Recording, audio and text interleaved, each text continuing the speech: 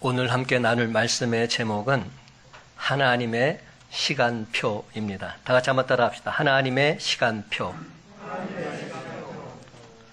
여러분, 시간이 참 빠르게 지나간다는 생각 안 드십니까? 2020년이 시작된 지 엊그제 같은데 벌써 2020년도 상반기가 지나고 어느덧 여름철이 다가왔습니다. 지난 16일 날이 무슨 날인지 아세요? 맞아요. 홀리하게 생각하지 마시고 초복이었어요. 복날이었습니다. 그래가지고 신문에 이런 사진과 기사가 떴어요. 한 삼계탕 집인데 사람들이 엄청 줄을 서 있는 겁니다.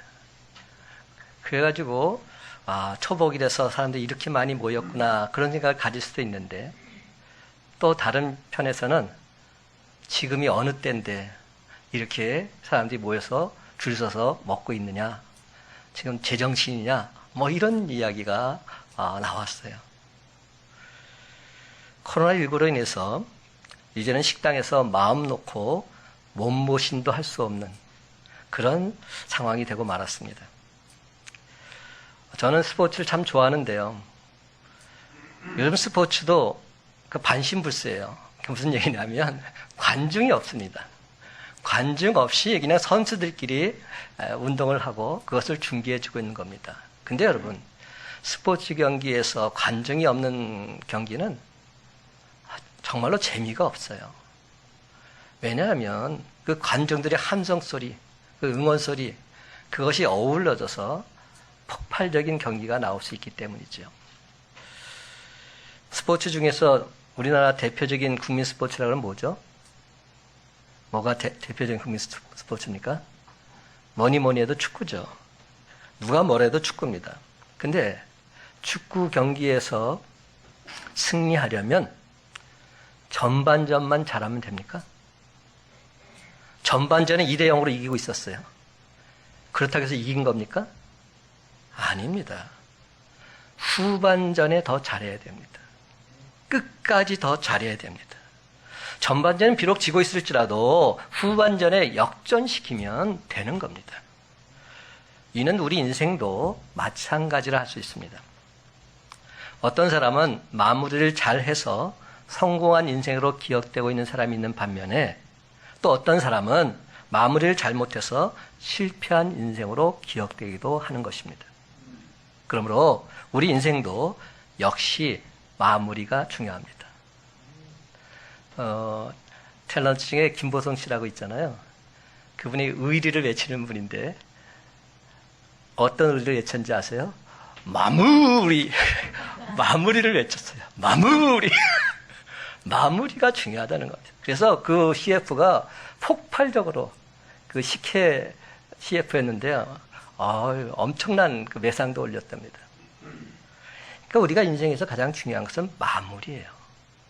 마무리를 잘못 지면 결국 전체가 다 잘못된 것으로 인식될 수 있다는 겁니다. 그런데 여러분, 감사하게도 우리에게는 아직 2020년 하반기가 남아 있습니다. 우리에게는 충분히 역전승할 시간이 남아 있는 것입니다. 어떤 사람이 성경을 읽다가 흥미로운 구절을 발견했어요. 베드로전서 3장 8절 말씀인데 제가 읽어볼게요. 사랑하는 자들아, 주께는 하루가 1000년 같고 1000년이 하루 같다는 이 한 가지를 잊지 말라. 그는 이 구절을 보는 순간 무릎을 탁 치면서 감탄했습니다. 역시 하나님 우리 인간과 다르셔. 하나님의 하루는 1000년과 같단 말이지? 정말로 대단해. 그리고는 얼른 계산기를 두드려 봅니다. 하루가 1000년이라 1년은 365일, 그러면 1000년이면 무려 36만 5천 배가 된다는 말이네. 그는 신이 나서 하나님 앞에 간절히 기도합니다. 하나님, 저에게 더도 말고요 10,000원만 주십시오. 그러면 얼마 달라는 겁니까? 계산이 안 써요? 36억 5천만 원 달라는 겁니다. 10,000원만 주십시오. 그래서 하나님이 즉각적으로 응답해 오셨습니다. 그래, 좋다. 근데 더도 말고 하루만 기다려라.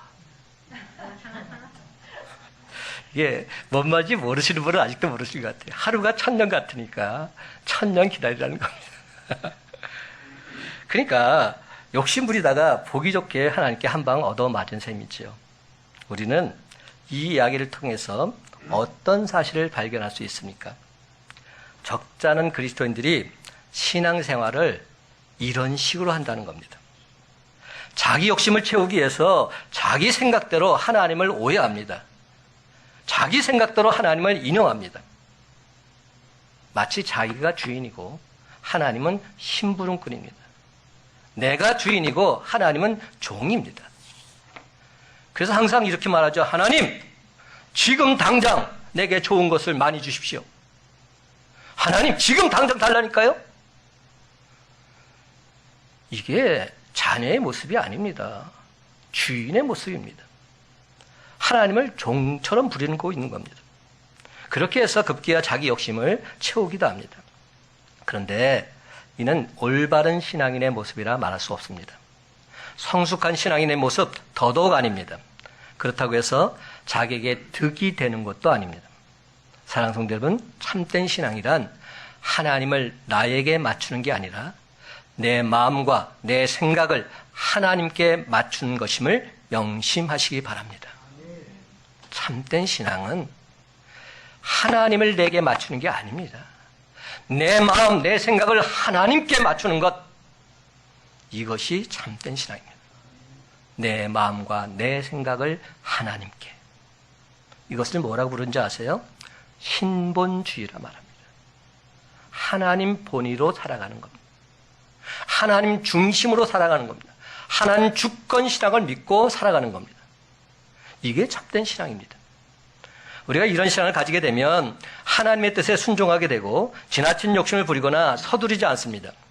비록 당장은 힘들고 어려워도 하나님의 뜻이 이루어지는 가장 좋은 때를 믿고 기다립니다. 이것이 바로 하나님의 시간표입니다. 영어로 God table time, God time table이라고 말하죠. 우리가 하나님의 시간표로 살게 되면 반드시 승리하게 되어 있습니다. 하나님 마음에 맞는 자 다윗이 바로 그런 인생을 살았습니다. 그러므로 사랑하는 성도 여러분, 다윗처럼 하나님의 시간표에 맞추어 살고자 애쓰고 힘쓸 때에 진정 복되고 아름다운 인생을 살아가는 저와 여러분 되시기를 주님의 이름으로 간절히 축원합니다. 그렇다면 첫째로 다윗을 향한 하나님의 시간표는 어떠했는지 살펴보십시다. 하나님의 시간표를 살펴보면 하나님께서는 다윗에게 가장 좋은 것을 가장 좋은 때에 가장 좋은 방법으로 주셨습니다. 이것이 하나님의 시간표입니다. 하나님은 다윗에게 가장 좋은 것을 가장 좋은 때 가장 좋은 방법으로 주고 계십니다. 오늘 본문을 살펴보면 그런 내용 우리가 확인할 수 있어요. 하나님께서는 일찍이 다윗에게 기름을 부어서 다윗을 왕으로 예비하셨습니다. 그 내용이 사무엘상 16장 13절에 나옵니다. 그런데 정작 왕이 된 것은 훨씬 뒤의 일입니다. 그것도 단번에 왕이 된 것이 아니라 두 단계에 걸쳐서 이스라엘이 왕이 되고 있습니다.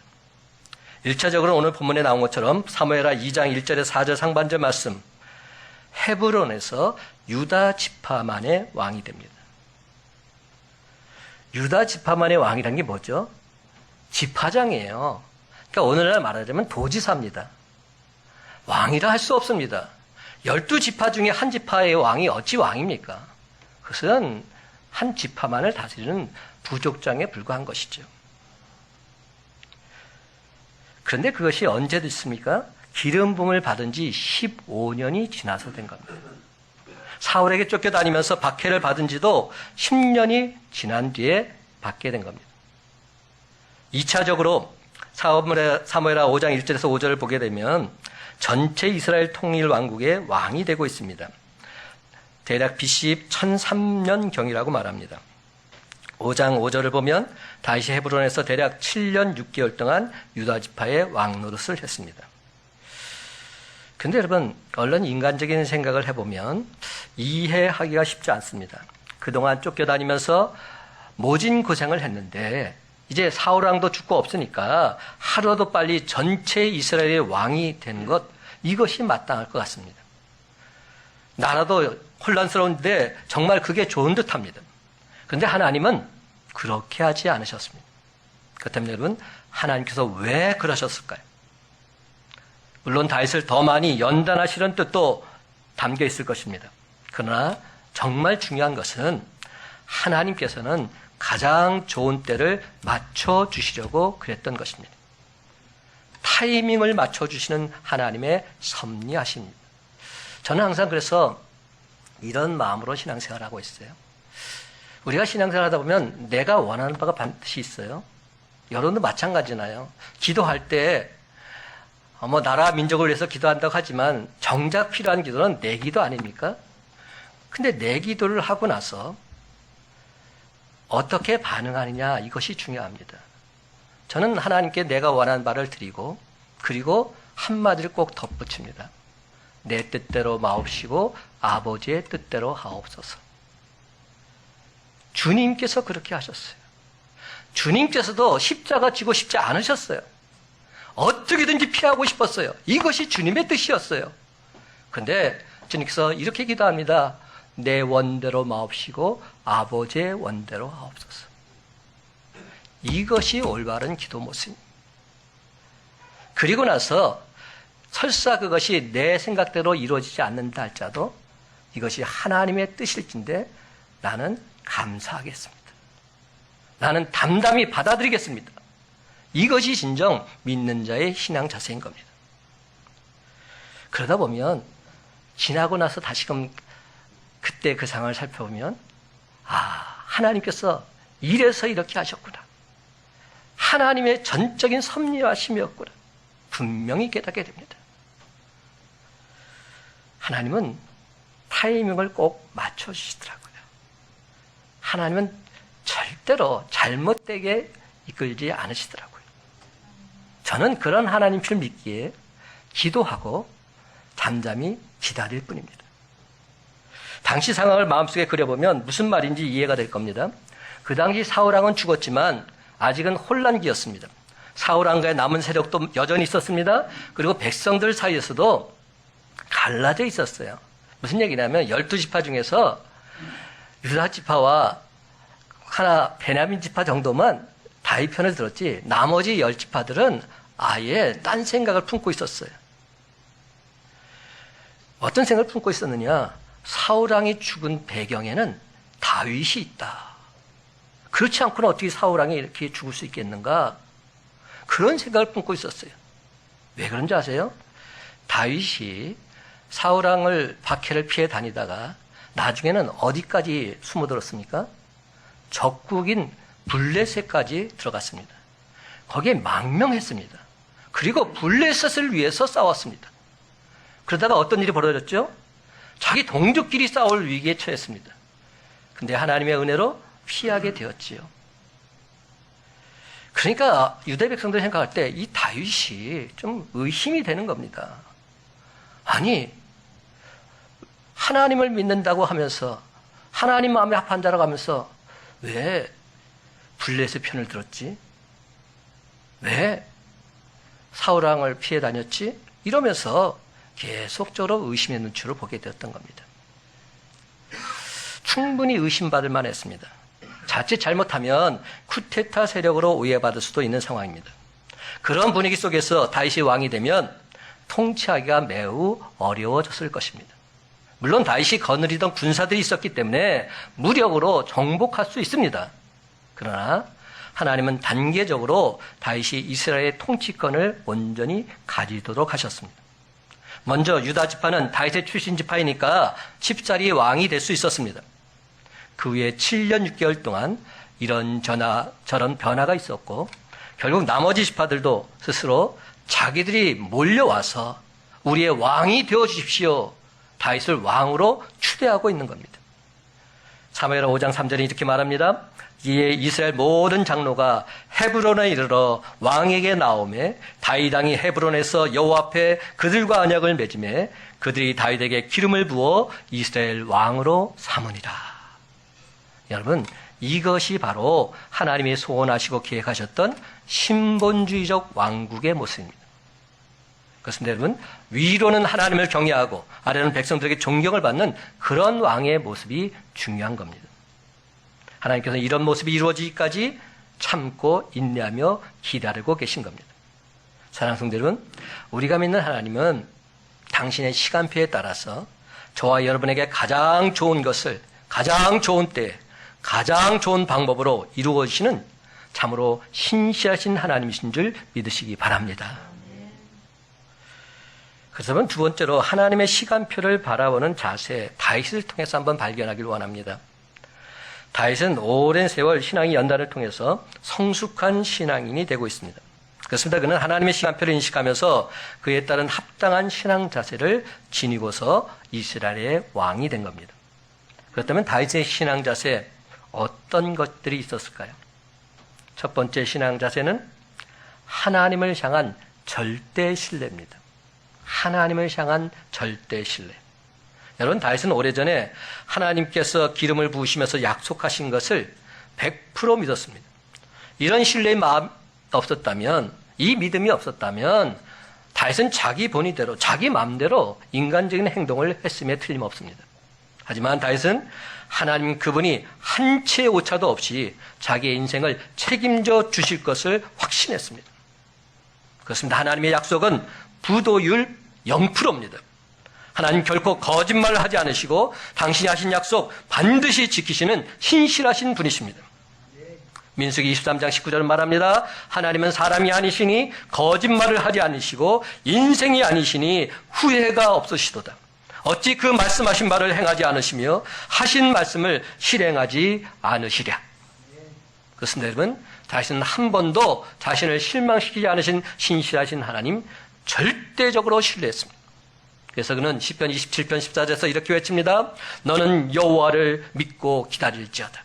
강하고 담대하며 여호와를 믿고 기다릴지어다. 여러분, 사람도 권세도 물질도 신뢰할 게 못 됩니다. 오로지 하나님만이 우리가 신뢰할 유일한 분이심을 믿으시기 바랍니다. 그러므로 다윗처럼 하나님만을 절대적으로 신뢰함으로 하나님의 계획대로 완벽하게 승리하는 저와 여러분이 다 되시기를 주님의 이름으로 간절히 축원합니다. 두 번째, 하나님의 시간표를 바라보는 다윗의 신앙자세의 두 번째 모습은 어찌 보면 가장 중요한 것일 수 있는데 하나님의 때를 기다리는 인내입니다. 인내하는 것. 여기서 많은 성도들이 걸려 넘어지더라고요. 인내하지를 못해요. 여러분, 다윗은 이미 오랜 세월을 기다렸습니다. 그도 사람일진데 어찌 고난의 세월이 고통스럽지 않았겠습니까? 그 역시 인간적으로 고난의 종지부 속히 찍고 싶었을 것입니다. 근데 안타깝게도 또 기다려야 된다 주님께서 말씀하십니다. 이에 다윗은 맥이 빠질 법도 했습니다. 그런데도 그는 안달하지 않았습니다. 허겁지겁하지 않았습니다. 끝까지 인내하면서 기다리고 있습니다. 그리고 마침내 승리를 거두고 있습니다. 그렇다면 사람들이 성급하게 구는 것 도대체 왜 그럴까요? 성경은 이렇게 분명히 말해요. 자기 욕심 때문이라고. 우리가 욕심을 품고 성급하게 움직이다 보면 자칫 잘못하면 망하게 되어 있습니다. 야고보서 1장 14절 15절은 말합니다. 오직 각 사람이 시험을 받는 것은 자기 욕심에 끌려 미혹됨이니 욕심이 잉태한 즉 죄를 낳고 죄가 장성한 즉 사망을 낳느니라. 잠언 19장 2절 말씀, 지식 없는 소원은 선하지 못하고 발이 급한 사람은 잘못 가느니라. 제가 잠언서를 읽으면서 이런 말씀 보고 깜짝 놀랐어요. 하나님에 대한 지식이 없는 소원은 그것은 선하지 못하다. 그리고 발이 급한 사람은 잘못 갈 수밖에 없다. 이게 분명한 사실 아닙니까? 사랑하는 성도 여러분, 성경에 보면 성급하게 욕심부리다가 혼쭐이 난 사람이 있습니다. 그가 바로 야곱이죠. 그는 모태에서부터 형 에서를 제치고 족장으로 선택을 받았습니다. 하나님께서 이미 태어날 때부터 약속해 주신 겁니다. 근데 끝까지 기다리고 있노라면 분명히 하나님께서 그 약속을 이루어 주실 것입니다. 하지만 참 성급하게도 야곱은 어머니 리브가 함께 작당 모의를 하고 있습니다. 형 에서로부터 팥죽 한 그릇에 장자권을 사지 않나? 눈과 귀가 얻은 아버지 이삭을 속여서 축복 기도를 받지 않나? 그 결과 어떻게 됩니까? 오히려 크나큰 일을 당하고 맙니다. 형 에서가 살기등등해서 죽이겠다고 달려듭니다. 이에 그는 부랴부랴 집을 떠나고 있습니다. 여러분, 야곱의 비극이 시작된 겁니다. 밧단암으로 향해 가다가 빈 들판에서 돌베개를 베고자 하는 야곱의 쓸쓸한 모습 한번 상상해 보십시다. 야곱이 그때 도망간 후에 다시금 돌아올 때까지 몇 년이 걸렸는지 아십니까?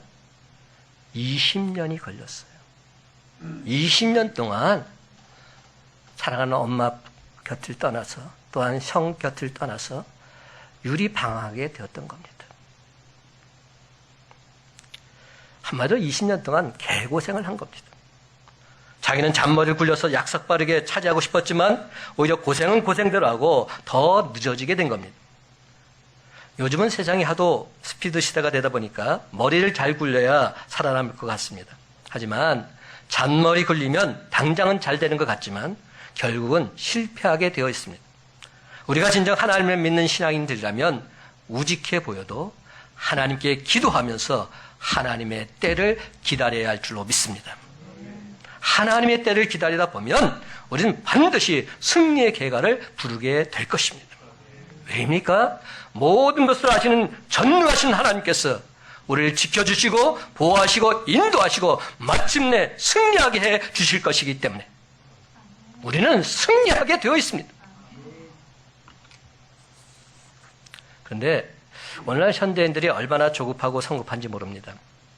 그러다 보니 성도들도 신앙생활을 그렇게 하는 겁니다. 그래서 이런 풍자가 있어요. 어떤 분이 목사님께서 인내의 신앙이 필요하다 말하니까 이렇게 하나님께 기도를 드렸답니다. 하나님, 저에게 인내를 주옵소서. 그런데 지금 당장 주시옵소서. 여러분, 이렇게 기도하면 정말 하나님도 심히 곤란합니다. 비록 현실이 힘들고 답답해도 끝까지 인내하면서 하나님의 때를 기다릴 때 우리는 승리할 수 있습니다. 인내의 사람을 보자면 성경에서 요셉을 들 수가 있어요. 요셉의 경우를 한번 보십시다. 억울하게 감옥살이를 하고 있는데 감옥에서 관원장 둘을 만나게 되죠. 하루는 불안 기색을 보면서 물어봤더니 꿈을 꿨다는 겁니다. 그 꿈을 해석해 주니까 정말 그대로 떡 맡은 관원장은 처형을 당하고 술 맡은 관원장은 복직이 되고 있는 겁니다. 이 술 맡은 관원장이 추록하면서 요셉에게 말합니다. 내가 당장 나가자마자 너를 꺼내줄게. 철석같이 말했습니다. 근데 강간무소식인 겁니다. 당장에 구해주겠다 해놓고서 아무런 소식이 들려오지 않는 겁니다. 인간적으로 볼 때 얼마나 야속했을까요? 그래도 요셉은 꾹 참고 기도하며 기다리고 있습니다. 그로부터 만 2년 후에 하나님이 좋은 때를 맞춰서 역사해 주고 계십니다. 창세기 41장 1절에 보면 분명히 나옵니다. 만 2년 후에 바로가 꿈을 꾼즉 자기가 나일 강가에 서 있는데 바로왕이 꿈을 꾸었는데 무슨 뜻인지 몰라서 전전긍긍해합니다. 바로 그 순간 이 술 맡은 관원장이 요셉이 생각난 겁니다. 그렇다는 얘기는 뭡니까? 2년 동안 아예 생각조차 안 한 겁니다. 자기가 감옥에서 나올 때는 당장에 꺼내줄 것처럼 말하다가 깜빡 잊어버린 겁니다. 아예 요셉을 생각조차 못하고 살았던 것이죠. 근데 바로왕의 꿈을 통해서 요셉을 떠올리게 하고 그 요셉이 불려가서 바로왕의 꿈을 해석해 줍니다. 7년 풍년, 7년 흉년 되는 것을 해석해 줍니다. 그리고 흉년이 너무 심하니까 그 시간, 흉년 기간 동안 철저히 준비해야 되는 비책까지 알려줍니다. 감동받은 바로왕, 요셉을 일약 국무총리로 세우고 있는 겁니다. 저는 이 장면을 보면서 이런 생각을 했어요. 만약에 술 맡은 관원장이 추록하면서 즉시 그를 꺼내 주었다면 이런 일이 일어날 수 있었을까요? 저는 아마 없었을 거라 생각됩니다. 정말이지 놀라운 하나님의 섭리하심이다 말하지 않을 수 없습니다. 하나님의 때에 하나님께서 하신다는 겁니다. 그래서 비록 우리의 현실이 너무나도 답답해도 하나님의 인도하심이 있을 것을 믿고서 인내하면서 하나님의 때를 온전히 기다리는 저와 여러분 되시기를 주님의 이름으로 간절히 축원합니다.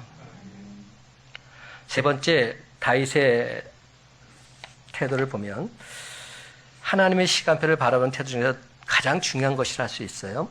하나님의 뜻에 대한 철저한 순종입니다. 순종에 대한 말씀은 제가 여러 차례 드렸어요. 그런데도 그 말씀대로 우리가 순종하며 살고 있는가 반문해 보지 않을 수 없습니다.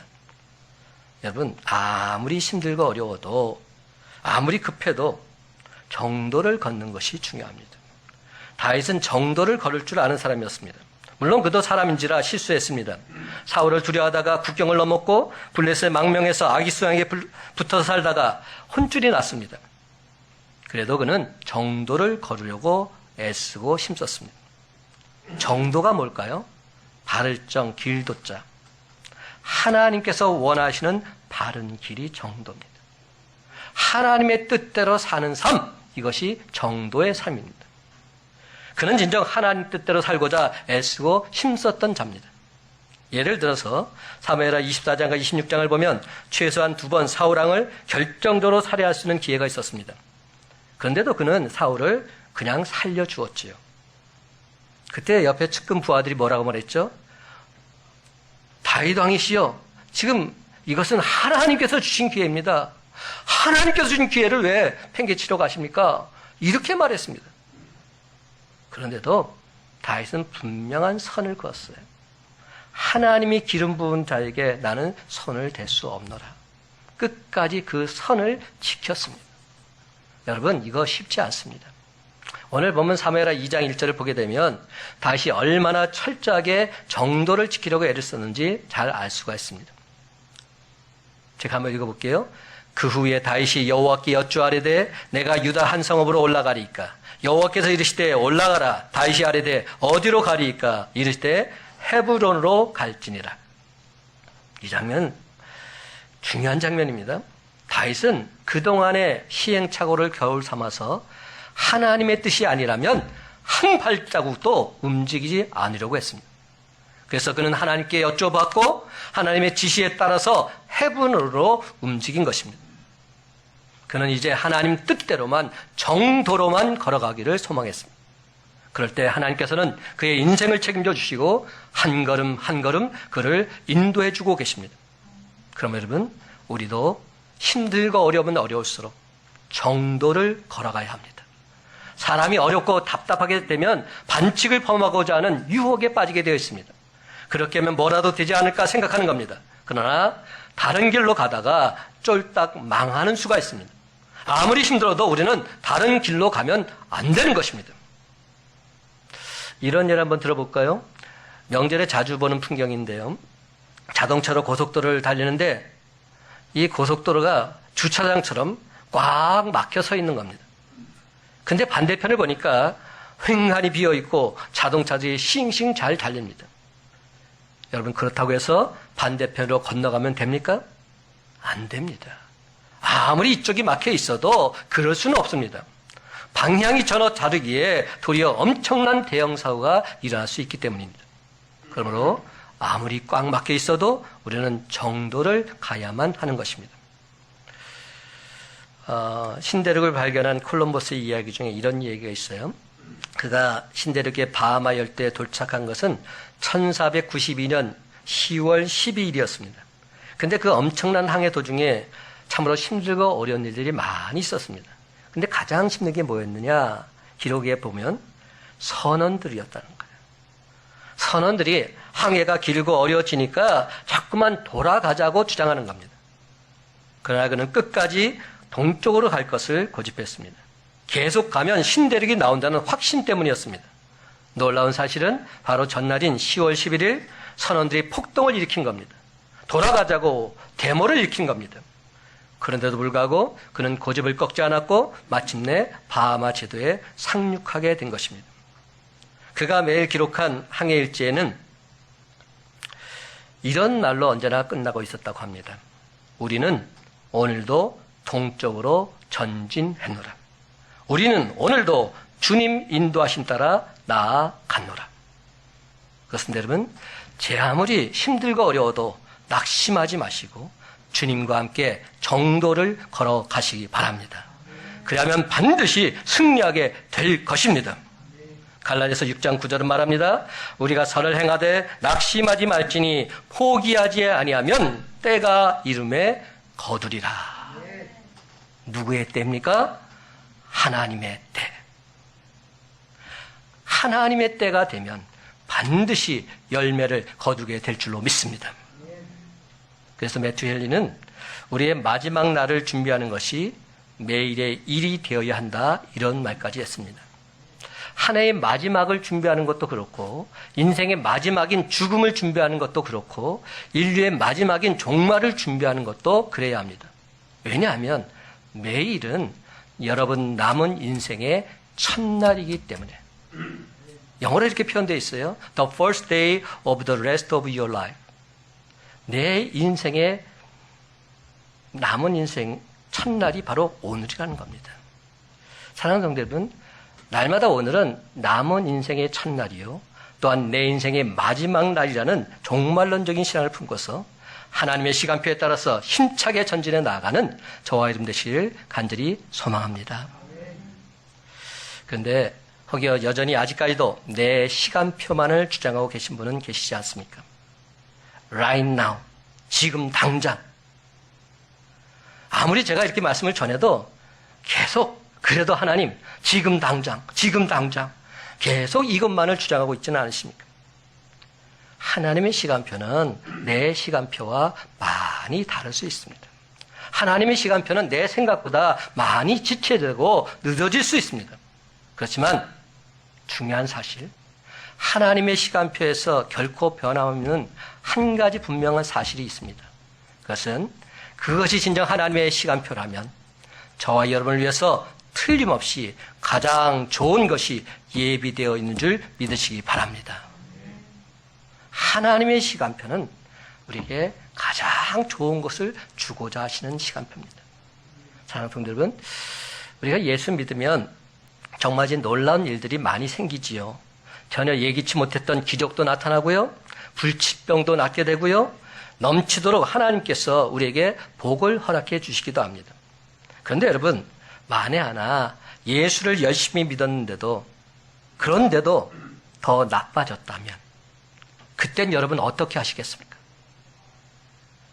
기적은커녕 상식적인 일도 도리어 잘못되고, 질병은 점점 더 악화되고, 재정 상태 또한 전혀 회복될 기미가 없다면 여러분은 그래도 예수를 온전히 믿으시겠습니까?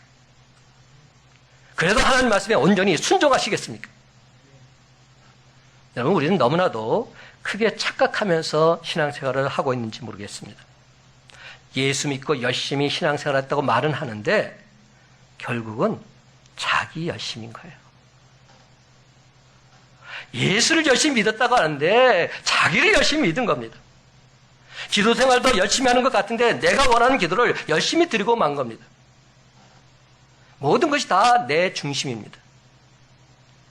하나님 말씀에 순종한 삶은 눈 씻고 찾아볼래야 찾아보기가 힘이 듭니다. 성경은 처음부터 끝까지 하나님 말씀에 순종하는 삶을 살라고 권면하고 있습니다. 근데 우리는 지금까지 이방인들이 구하는 것을 구하면서도 이것이 마치 신앙생활인 양 착각하며 살았는지도 모르겠습니다. 우리 주님께서 우리에게 분명히 말씀하시지요. 너희는 먼저 그의 나라와 그의 의를 구하라. 하나님 나라의 확장, 하나님 나라의 뜻을 구하는 삶을 살라는 겁니다. 이것이 우선순위가 되어야 한다는 겁니다. 그리하면 이 모든 것을 너에게 더하여 주시겠다고 약속하고 계십니다.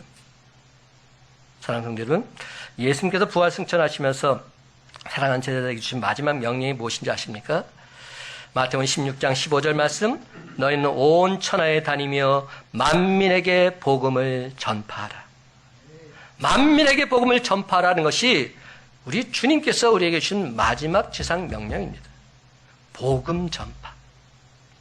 우리의 믿음은 턱없이 부족하지만 복음 전파가 주님의 명령이요, 우리의 사명일진데 그 주님의 말씀에 순종하게 되면 그래도 우리가 주님께서 원하신 그 일을 하고자 애쓰고 힘쓰게 되면 우리 주님께서 함께 역사하사 확실한 표적을 보여주시겠노라 말씀하고 계십니다. 마가복음 16장, 마가복음 전체가 끝나는 마지막 절이 이렇게 끝납니다. 16장 20절, 제자들이 나가 두루 전파할세 주께서 함께 역사하사 그 따르는 표적으로 말씀을 확실히 증언하시니라. 주님이 함께 역사하셔서 표적을 일으켜 주시겠다는 겁니다. 그럼 여러분, 비록 오늘 눈앞의 현실이 답답하고 캄캄하다 할지라도 전혀 낙심하지 마시고 나를 향한 하나님의 시간표를 절대적으로 믿으시기 바랍니다. 그리고 먼저 주님 명령에 순종함으로 복음 전파에 힘쓰는 우리의 모습이 되길 간절히 바랍니다. 그렇습니다. 가장 좋은 것을 가장 좋은 때 가장 좋은 방법으로 보여주실 하나님의 시간표를 기대하면서 묵묵히 우리 주님과 함께 복음 전파라는 정도를 걸어가시기 바랍니다. 그리하면 반드시 우리는 승리의 계가를 올리게 될 줄로 믿습니다. 이제 말씀을 맺습니다.